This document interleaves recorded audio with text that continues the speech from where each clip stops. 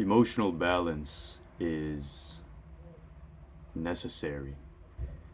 I like to think of it as the yin and the yang of the masculine and the feminine, the duality of the universe, of humans, of souls. In order for in order for one to flourish, the other one must be just as present and strong. To be grounded in both energies in order to shift from one side to the other, for nuance to be present, one must embrace both, the masculine and the feminine, not only to take action, but to feel and embrace emotion. There is a completeness that that is present when both are in harmony.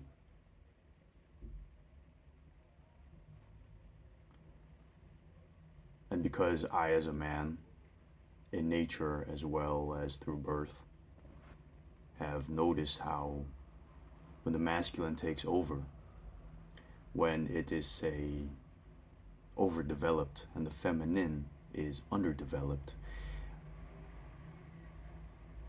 there is only action, action, action taking place, but no emotion being felt, no feelings, no reflection, no introspection.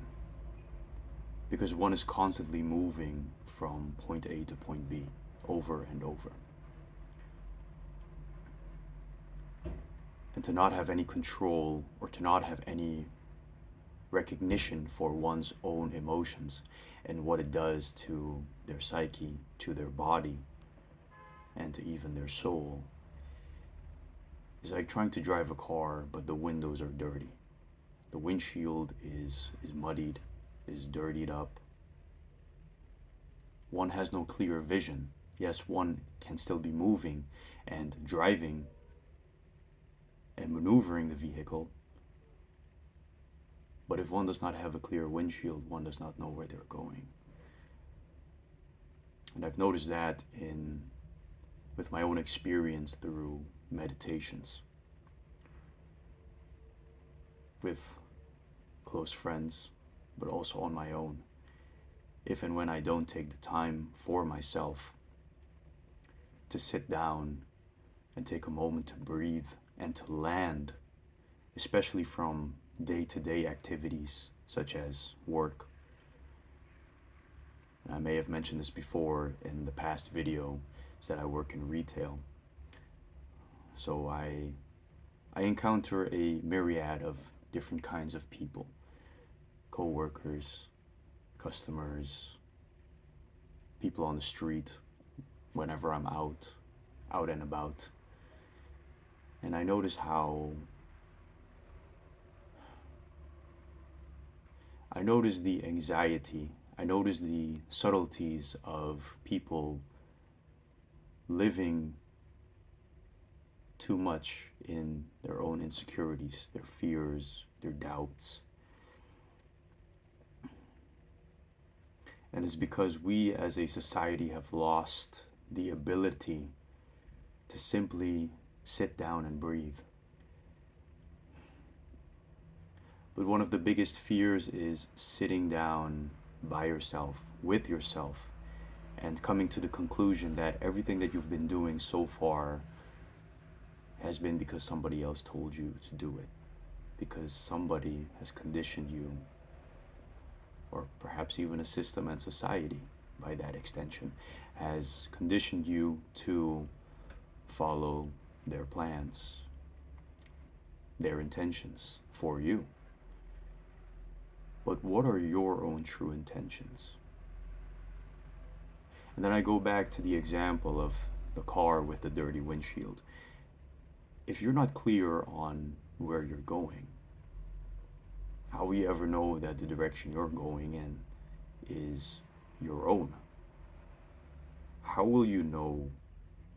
How will you be sure that the path you're traveling is that of your own.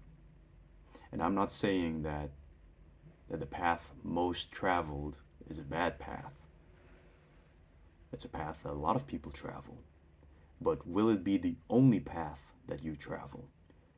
Or do you dare to wander off of it and explore what's truly inside of yourself?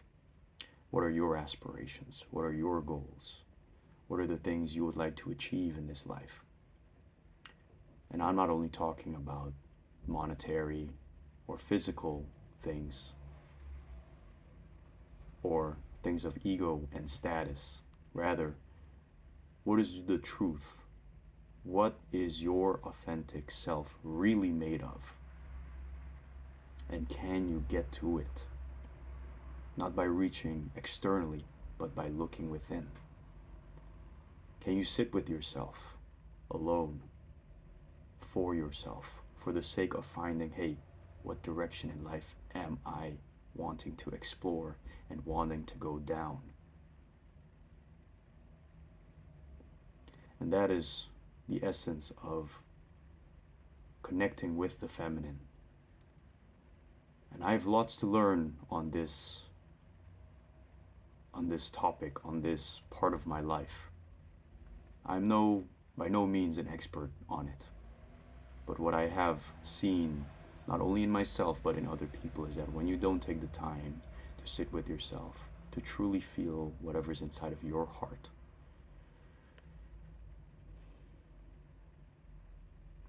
that the other side takes over.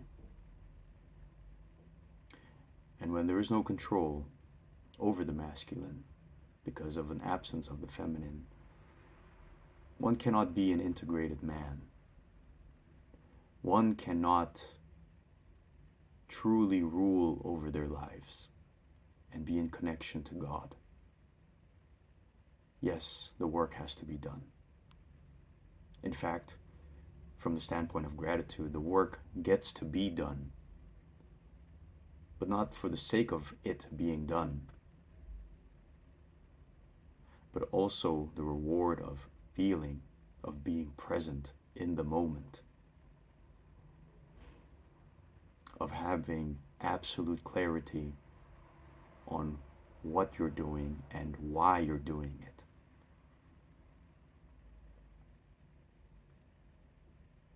So all in all, sit with yourself. Take a breath.